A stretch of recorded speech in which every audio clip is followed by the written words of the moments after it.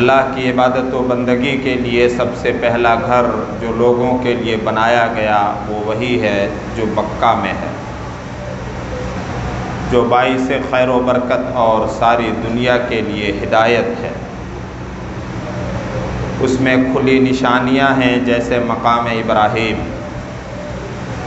جو اس گھر میں داخل ہو گیا وہ امن پانے والا ہو جاتا ہے۔ لوگوں پر اللہ کا حق ہے اس گھر کا حج کرنا، ہر اس شخص پر جو وہاں تک جانے کی استطاعت رکھتا ہے، اور جو انکار کر دے تو اللہ تعالیٰ ساری دنیا سے بے نیاز ہے۔ حمد و ثنا، تعریف و توصیف، کبریائی، بڑائی، عظمتیں، پاکی اور بے عیبی اللہ رب العالمین کے لیے۔ ہم اس کی حمد و ثنا کرتے ہیں، ہر حال میں اس کا شکر بجا لاتے ہیں۔ اس کی مخلوق کی تعداد کے برابر ہم اس کی پاکی اور اس کی تعریف بیان کرتے ہیں، اور اس کی ذات کی رضامندی کے برابر اور اس کے عرش کے وزن کے برابر اور اس کے کلمات کی سیاہی اور روشنائی کے برابر۔ اللہم لک الحمد حتی ترضی۔ درود و سلام اور اللہ تعالیٰ کی بے شمار رحمتیں ہوں تمام انبیاء کرام پر، خصوصاً جناب محمد رسول اللہ پر، آپ کے آل و اصحاب پر۔ اللہم صل وسلم وبارک علی نبینا محمد وعلی آل محمد۔ اللہ کے ان نیک بندوں پر جو اس دنیا سے رخصت ہو چکے ہیں، اللہ تعالیٰ خصوصیت کے ساتھ حفاظت فرمائے اپنے ان بندوں کی جو اللہ رب العالمین کی صدا پر لبیک کہتے ہوئے بیت اللہ کا حج کرنے کے لیے جا چکے ہیں، اور ان لوگوں کے لیے بھی آسانیاں فرمائے جو جانے کا ارادہ رکھتے ہیں۔ نئے چاند کے تعلق سے آپ سے لوگوں نے پوچھا، سال کے 12 مہینے میں جو نئے چاند ہوتے ہیں،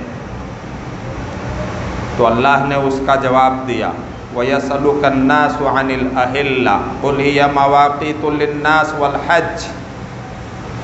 لوگ آپ سے نئے چاند کے بارے میں پوچھتے ہیں، آپ ان کو جواب دیجئے کہ یہ نئے چاند لوگوں کو وقت معلوم کرنے کے لیے عبادت و بندگی کی اللہ رب العالمین کی، اور حج کا وقت اور حج کا موسم اور مہینہ معلوم کرنے کا ذریعہ ہے یہ نئے چاند۔ حج کا زمانہ آ چکا ہے۔ رمضان المبارک کے بعد جو مہینے ہوتے ہیں، شوال، ذی القعدہ اور ذی الحج کی 10 تاریخ تک یہ حج کے مہینے ہیں۔ اللہ رب العالمین ہم سب کو اپنے فضل و کرم سے اپنے گھر کی زیارت اور اپنے گھر کا حج کرنے کی توفیق دے، اور ہمارے لیے آسانیاں پیدا فرمائے۔ یقیناً وہ ہر چیز پر قادر ہے۔ اس گھر کی سب سے پہلی تعمیر فرشتوں نے کی، اس کے بعد آدم علیہ السلام نے، اس کے بعد اللہ کے خلیل اور جگری دوست ابراہیم علیہ السلام اور آپ کے اکلوتے بیٹے اسماعیل نے، اس کے بعد قبیلہ قریش نے اس کی تعمیر کی، اور رسول اللہ صلی اللہ علیہ وسلم قبیلہ قریش کی اس تعمیر میں شریک تھے، لیکن اس وقت آپ محمد الرسول اللہ نہیں ہوئے تھے، محمد بن عبداللہ تھے۔ آپ کی عمر اس وقت 25 سال صرف تھی۔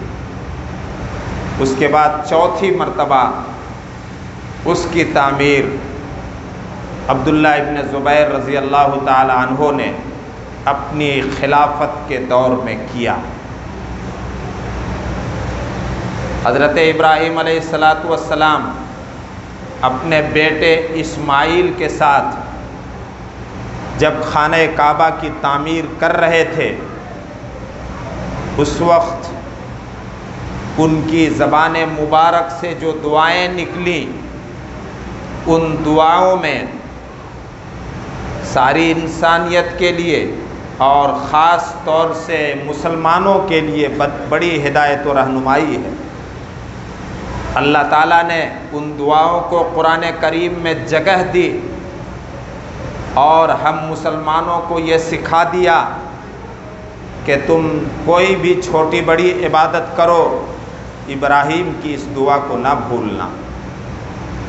تمہیں فکر ہونی چاہیے قبولیت کی، چاہے تم حج کے سفر پر روانہ ہو رہے ہو، جو بڑا لمبا سفر ہے، جس میں آدمی کو گھر سے بے گھر ہونا پڑتا ہے، مسافرت کی زندگی گزارنی پڑتی ہے، جان و مال اگرچہ ساری سہولتیں فراہم ہو چکی ہیں، اس کے باوجود خطرے میں رہتی ہیں۔ اس لمبے چوڑے سفر پر جانے سے پہلے ابراہیم کی دعا کو یاد کر لینا، ابراہیم کی زندگی پر نظر ڈالنا۔ وہ ابراہیم جس نے خانہ کعبہ کی جب تعمیر پوری کی اور اللہ رب العالمین نے حکم دیا وَأَذِّن فِي النَّاسِ بِالْحَجِّ کہ لوگوں میں اب حج کا اعلان کرو، ابراہیم علیہ السلام نے اللہ رب العالمین سے عرض کیا، اس سنگلاخ پہاڑوں سے بھری ہوئی زمین جو انسانی آبادی سے خالی اور انسانی آبادی سے دور ہے، بھلا میری آواز کون سنے گا؟ اللہ رب العالمین نے جواب دیا، اعلان کرنا تمہارا کام ہے اور تمہاری آواز کو بندوں تک، انسانوں تک پہنچا دینا میرا کام ہے۔ چنانچہ اللہ رب العالمین نے ابراہیم علیہ السلام کی اس کمزور آواز کو، جو خانہ کعبہ کی تعمیر کے بعد انہوں نے حج کے لیے کیا تھا، اس آواز کو اس وقت کے انسانوں تک اور ان لوگوں کی روحوں تک اللہ رب العالمین نے پہنچا دیا جن کی قسمت میں اللہ تعالیٰ نے خانہ کعبہ کی زیارت لکھ دی ہے۔ وَأَذِّن فِي النَّاسِ بِالْحَجِّ يَأْتُوكَ رِجَالًا وَعَلَى كُلِّ ضَامِرٍ يَأْتِينَ مِنْ كُلِّ فَجٍّ عَمِيقٍ۔ اللہ نے ساتھ ہی ساتھ بشارت سنائی ابراہیم کو اور خوشخبری سنائی کہ لوگ اس گھر کی زیارت کے لیے، جس گھر کی تعمیر تم کر رہے ہو یا کر چکے ہو، اس گھر کی زیارت کے لیے کچھ لوگ پیدل چل کر کے آئیں گے اور کچھ لوگ دبلے پتلے اونٹوں پر سوار ہو کر دور دراز کی راہوں سے چل کر کے آئیں گے۔ آج ہر مسلمان کے دل میں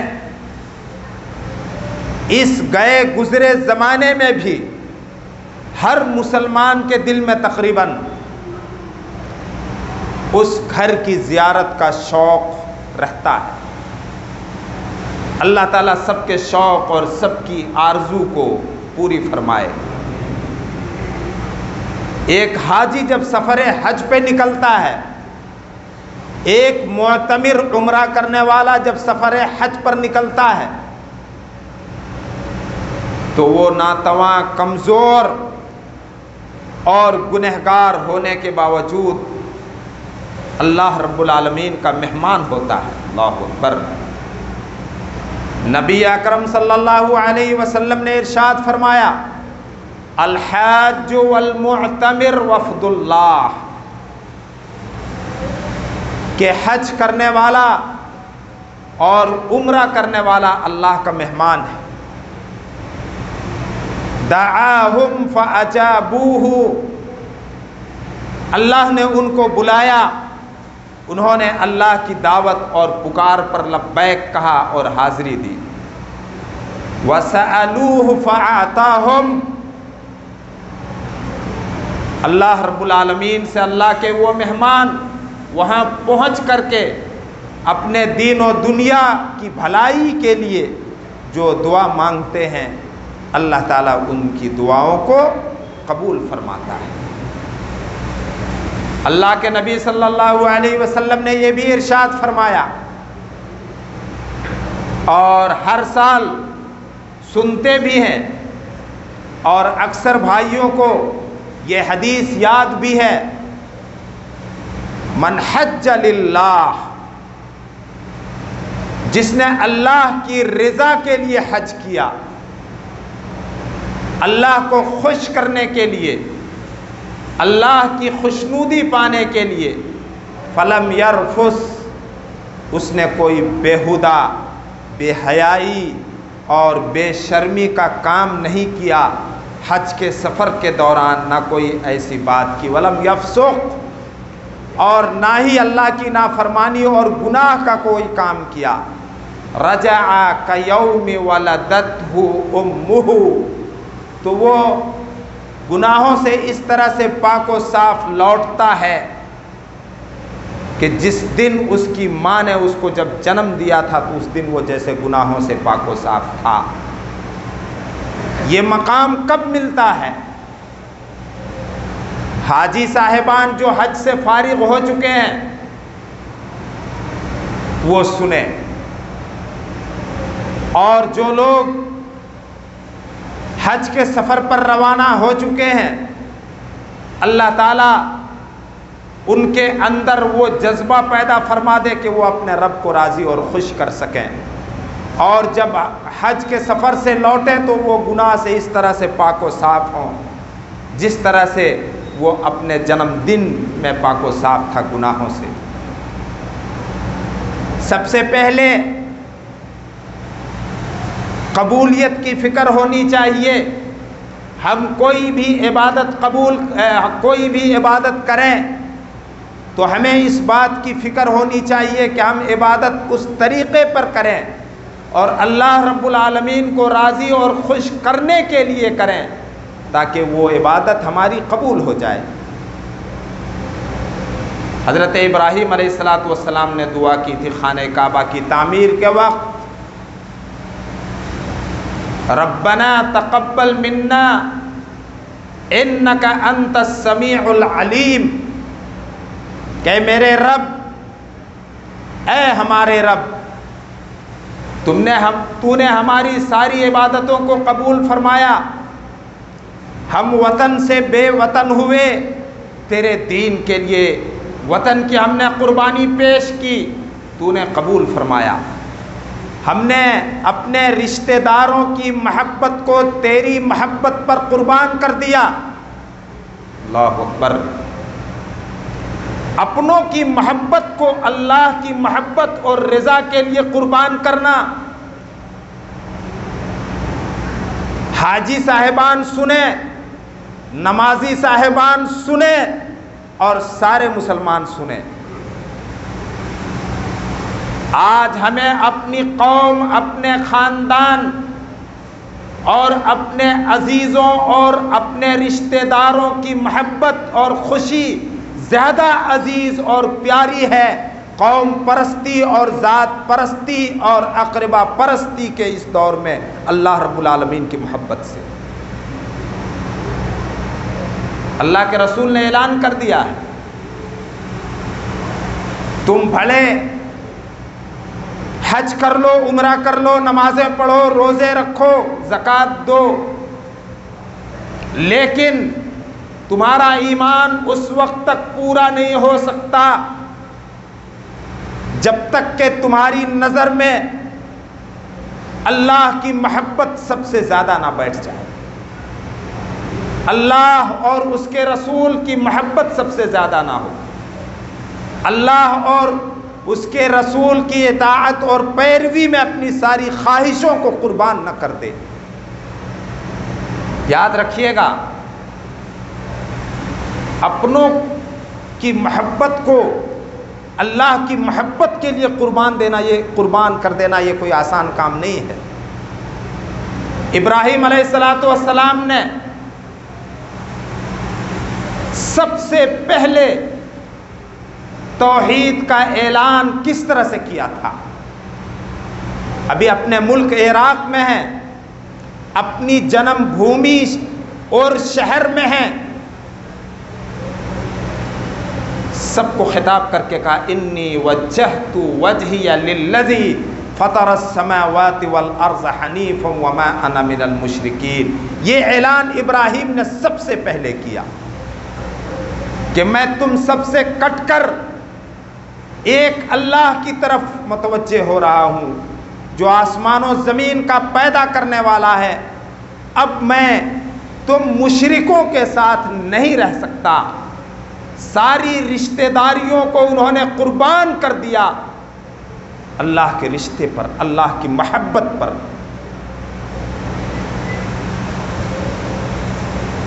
ابراہیم نے خانہ کعبہ کی تعمیر کے وقت دعا کی ربنا تقبل منا، اے ہمارے پروردگار تو نے ہماری ساری عبادتوں کو جس طرح سے قبول فرمایا، وطن کی قربانی کو قبول فرمایا، خیش و اقارب کی قربانی کو قبول فرمایا، بیٹے اسماعیل کی قربانی کو قبول فرمایا، اب تو نے جو یہ آخری عزت بخشی ہے مجھے اپنے گھر کی تعمیر کی، اس کو بھی تو ہماری طرف سے قبول فرما لے۔ حج کے سفر پر جانے والے آج عجیب ماحول ہو چکا ہے، ہم کوئی بھی عبادت کرتے ہیں، رسم و رواج اور قومی پرمپرائیں ہمارا پیچھا نہیں چھوڑتی ہیں۔ ہم جو لوگ حج کے سفر پر جانے والے ہیں ان سے ملنے جاتے ہیں تو ان سے پہلے ہم گناہ کر لیتے ہیں کہ ان کے لیے پھول مالے کا ہار لے کر اور مٹھائی کا ڈبہ لے کر کے جاتے ہیں۔ نمازیوں کو کیوں نہیں پھول کے ہار پہناتے ہو؟ روزہ رکھنے والوں کو کیوں نہیں پہناتے ہو؟ زکوٰۃ ادا کرنے والوں کو نہیں پہنایا جاتا ہے؟ وہ حج کے سفر پر جانے والا بھی بڑی محبت سے ان چیزوں کو قبول فرماتا ہے جس میں بڑا دکھاوا ہے میرے بھائی اور دوستو۔ اور گھر سے نکلتے وقت پوری فلم بنائی جاتی ہے، ایک ہجوم ہوتا ہے، سفر پر جانے والے کو الوداع کہنا، رخصت کرنا، ان سے دعا کی درخواست کرنا، ان کو دعا دینا، یہاں تک تو ٹھیک ہے، لیکن اس کے آگے جو کچھ ہوتا ہے وہ صرف اور صرف دکھاوا، جس میں سفر حج بے مقصد ہو سکتا ہے۔ حج کی عبادت اللہ نہ کرے، کہیں اللہ کے ہاں قابل قبول نہ ہو۔ جہالت کے اس دور میں مسافر کو کون وہ دعا دیتا ہے جو دعا اللہ کے نبی دیا کرتے تھے؟ کس کو یاد ہے؟ استودع اللہ دینک و امانتک و خواتیم اعمالک، کہ تمہارے دین، تمہارے اعمال، تمہارے سارے کام اور تمہارے خاتمے کو میں اللہ کے حوالے کرتا ہوں۔ یہ دعا دیا کرتے تھے اللہ کے نبی صلی اللہ علیہ وسلم ان لوگوں کو جو سفر پر جایا کرتے تھے۔ کس کو یہ دعا یاد ہے؟ فکر بھی نہیں کہ ہماری قوم کا آدمی حج کے سفر پر جا رہا ہے، جا کر کے ہم رخصت کریں گے۔ حج کے سفر پر آنے کے بعد جو منظر ہوتا ہے، عمرے کے سفر پر سے واپسی کے بعد جو منظر ہوتا ہے، دعوتوں کا جو دور شروع ہوتا ہے، یہ سب میں ایک قسم کا دکھاوا ہے میرے بھائیوں اور دوستوں۔ ان چیزوں سے بچنا چاہیے، ان رسموں سے بچنا چاہیے، اور حضرت ابراہیم علیہ السلام کی دعا کو یاد کرنا چاہیے جو انہوں نے کی تھی، ربنا تقبل منا انک انت السمیع العلیم، کہ ہماری طرف سے اس خدمت کو تو قبول فرما لے، یقیناً تو سننے والا اور قبول فرمانے والا ہے۔ ایک حاجی جب وہاں پہنچتا ہے تو اس کو حج کا جو مقصد ہے اس مقصد کو یاد رکھنا چاہیے۔ حضرت ابراہیم علیہ السلام کو اللہ رب العالمین نے خانہ کعبہ کی تعمیر کا جو شرف بخشا اور عزت بخشی، تعمیر سے پہلے اللہ تعالیٰ نے ابراہیم کو وہ جگہ دکھا دی جہاں خانہ کعبہ تعمیر کرنا تھا۔ وَإِذْ بَوَّأْنَا لِإِبْرَاهِيمَ مَكَانَ الْبَيْتِ، اللہ فرما رہا ہے ہم نے ابراہیم کے لیے بیت اللہ کی تعمیر کی جگہ کی نشاندہی کر دی کہ ابراہیم یہاں پر خانہ کعبہ کی تعمیر شروع کرو۔ لیکن تعمیر شروع کرنے سے پہلے ساری دنیا کے لیے توحید کا مرکز اور دنیا کی ساری مسجدوں کا مرکز اور دنیا کے سارے مسلمانوں کی توجہ کا مرکز اور دنیا کے سارے مسلمانوں کا قبلہ، اس کی تعمیر کرنا کوئی معمولی کام نہیں ہے، معمولی عزت اور شرف کا کام نہیں ہے۔ لیکن یہ بڑی سی بڑی عبادت اور بڑا سے بڑا کام، اے ابراہیم اگر تم نے اخلاص نیت سے نہیں کیا، شرک سے پاک ہو کر کے نہیں کیا، اللہ اکبر، وہ ابراہیم جنہوں نے اپنے ملک کو، اپنے وطن کو، اپنے سارے رشتہ داروں کو چھوڑ دیا تھا اور سب کی محبت کو اللہ کی توحید کی خاطر قربان کر دیا تھا، اس ابراہیم کو اللہ تعالیٰ پھر ایک مرتبہ توحید کی نصیحت کر رہا ہے۔ ابراہیم خانہ کعبہ کی تعمیر یہاں کرو، لیکن شرط یہ ہے اللہ تشرک بی شیئا، شرط یہ ہے کہ میرے ساتھ کسی کو شرک نہ کرنا، ورنہ تیری یہ خدمت، خانہ کعبہ کی تعمیر کی یہ عبادت برباد ہو جائے گی۔ لَإِنْ أَشْرَكْتَ لَيَحْبَطَنَّ عَمَلُكَ، اگر آپ نے شرک کر لیا تو آپ کی ساری نیکیاں برباد کر دی جائیں گی۔ کتنا افسوس، کتنے افسوس کی بات ہے ان حاجی صاحبان کے لیے جو اللہ کی دعوت پر روانہ ہونے سے پہلے، معاذ اللہ، استغفر اللہ، اللہ پناہ میں رکھے، اللہ پناہ میں رکھے، اللہ کے گھر میں حاضری دینے سے پہلے کسی مشہور درگاہ میں جا کر کے حاضری دے کر کے ان سے سفر کی آسانی کے لیے ان کو پکارتے ہیں۔ حاجی صاحبان حج کے سفر پر جانے سے پہلے ابراہیم علیہ السلام کو اللہ رب العالمین نے توحید کا جو درس سکھایا تھا اس درس کو یاد رکھنا چاہیے۔ اللہ کو چھوڑ کر دعا کے لیے کسی کو بھی پکارنا کسی بھی موقع پر یہ شرک ہے۔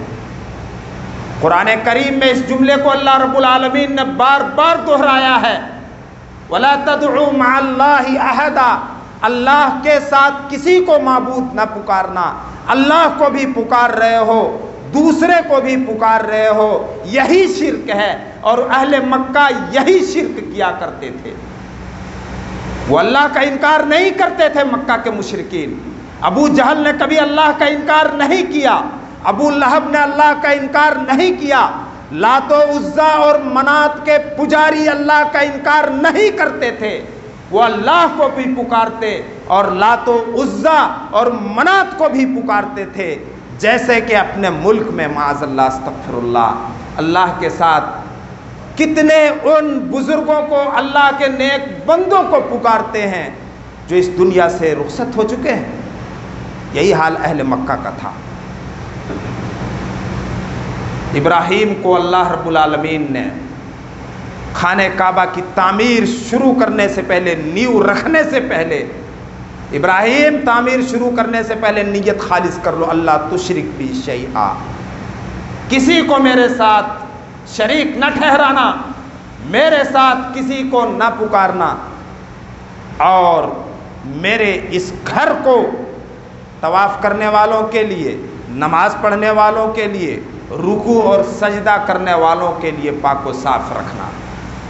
کاش مسلمان حج کے پیغام کو سمجھتے اور خانہ کعبہ کی تعمیر کے پیغام کو سمجھتے۔